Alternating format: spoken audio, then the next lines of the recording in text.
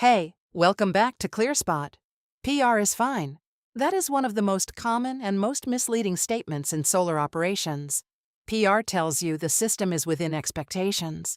It does not tell you what you are missing. It does not tell you where you are leaking energy. It does not tell you how much more you could be producing.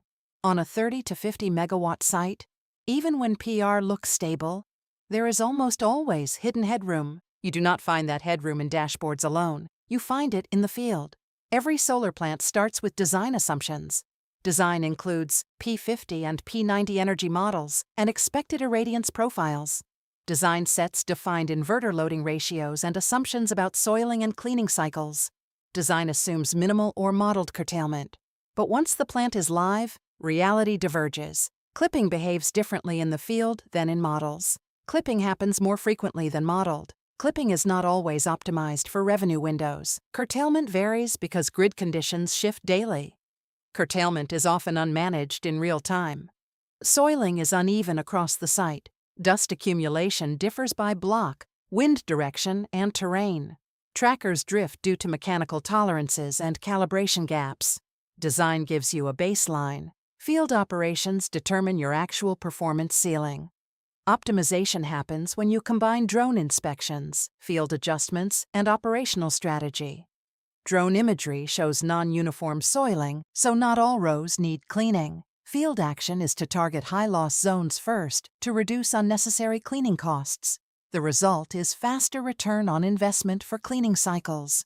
Small tracker angle deviations cause continuous loss. Field action is to adjust tilt algorithms and validate alignment using drone visuals. The result is immediate gain across entire rows. Clipping is often accepted but rarely optimized.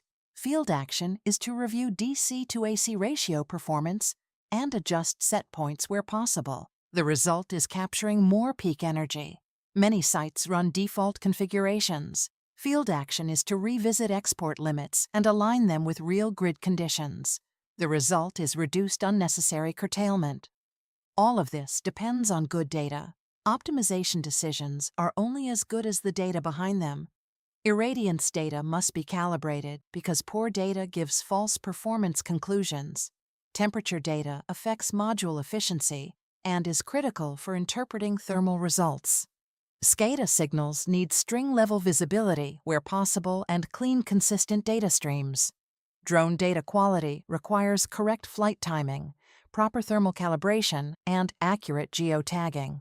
Bad data does not just reduce accuracy, it leads to wrong field decisions. Data alone does not improve performance. Action does. The best performing sites treat operations like experiments. Identify an anomaly. Quantify expected gain, apply a targeted field change, and measure post-change performance. Clean one high-loss block and compare output versus an uncleaned block. Adjust tracker angle in one section and measure incremental gain. Modify inverter set point and track clipping reduction. Optimization is not guesswork. It is measured iteration. The emerging approach connects drone inspections, SCADA data, and field workflows so anomalies are detected, mapped to exact assets, and converted into field actions. Actions are tracked through to verified performance improvement. PR being fine does not mean optimized.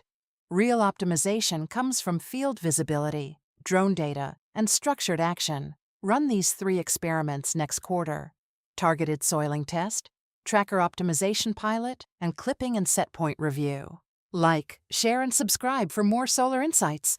ClearSpot, smart device, smarter decisions.